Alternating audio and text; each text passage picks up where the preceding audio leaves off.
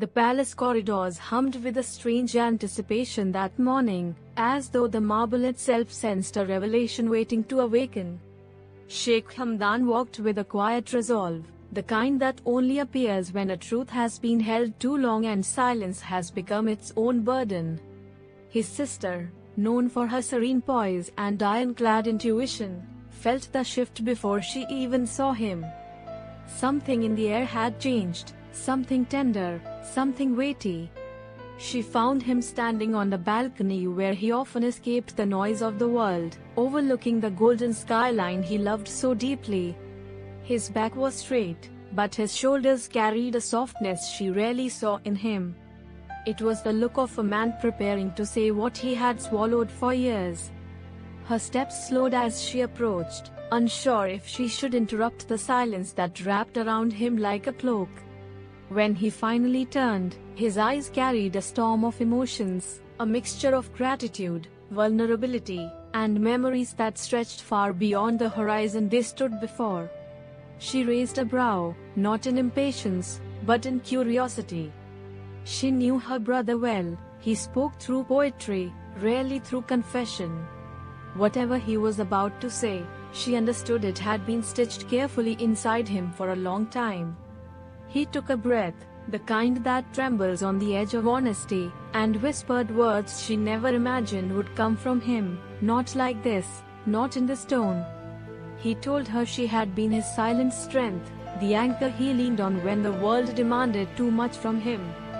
He said she had seen him as a human before she ever saw him as a prince, and that was a gift he could never repay. His sister stared at him, momentarily robbed of speech. She, who weathered storms with a single blink, found her composure wavering. She had been called many things throughout her life, wise, graceful, resilient, but never had she heard her brother place her at the center of his own journey. To hear him say that her presence shaped the man he became felt unreal, almost dreamlike. She blinked, holding back a rush of emotion, because she remembered all the nights she had sat with him when the crown felt heavier than the sky. She remembered the poems he tore up out of frustration, the doubts he hid behind laughter, the dreams he whispered only to her. She never expected gratitude, her love for him had never asked for applause. And yet, here he was, unveiling a truth she didn't even know he carried. He continued, his voice steady now, telling her she had been the keeper of his unspoken fears and the guardian of his confidence. He admitted that every time he faltered, it was her unwavering belief in him that restored the fire in his spirit. He confessed that without her, he might never have stepped into the man the world admired. His words weren't rehearsed, they were born from the deepest honesty he'd ever dared to show.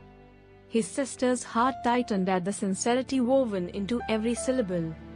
She couldn't believe it, not because she doubted him, but because she had never seen herself through his eyes. She had always stood in the background, supporting, guiding, protecting. She never realized she had been shaping him in ways that would echo through his destiny. Hearing it from his lips felt like receiving a mirror she had never owned. The breeze shifted, carrying with it the scent of the desert, their childhood's companion.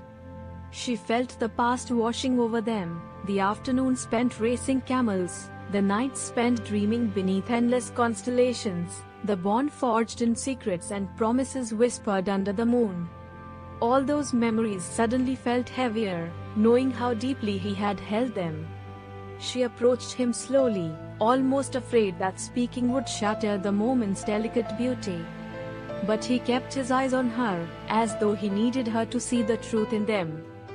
For once, the future ruler of a kingdom looked not like a prince, not like a poet, but like a brother who had finally found the courage to honor the woman who shaped him.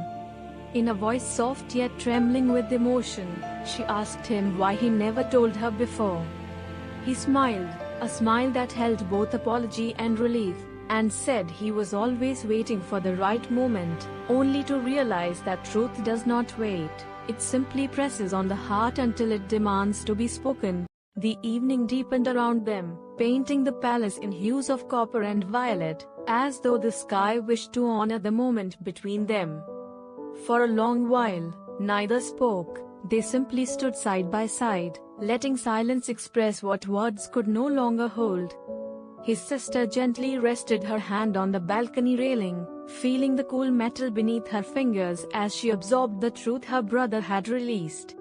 She could feel the gravity of it settling in her chest, warm, steady, unforgettable. Sheikh Hamdan turned slightly, watching her reaction with a softness reserved for very few people in his life.